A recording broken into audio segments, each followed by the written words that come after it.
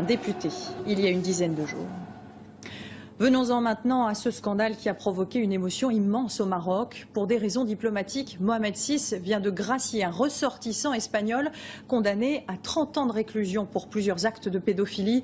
Devant l'ampleur des manifestations, le roi vient d'annoncer l'ouverture d'une enquête. Il dit ne jamais avoir été informé de la gravité des crimes. Le point avec Benoît Cristal.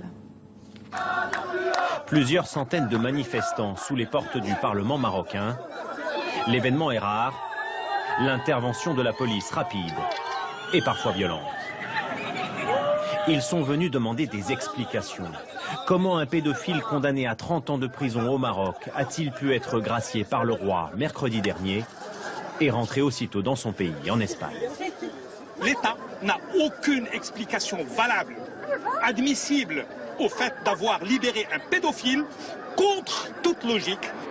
Galvan Binia, 64 ans, est surnommé le violeur de Kénitra. Condamné en 2011 pour des viols sur plusieurs mineurs âgés de 4 à 15 ans. La grâce royale dont il a bénéficié concerne 48 ressortissants espagnols. La liste a été transmise par Madrid au Palais Royal. Dans un communiqué diffusé hier soir, le roi Mohamed VI évoque une négligence administrative et promet des sanctions.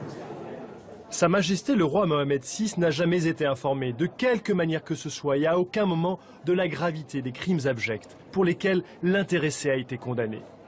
Le gouvernement espagnol doit lui aussi rendre des comptes. Selon la presse, Galvan Binia pourrait être un ancien agent irakien protégé par les services secrets espagnols.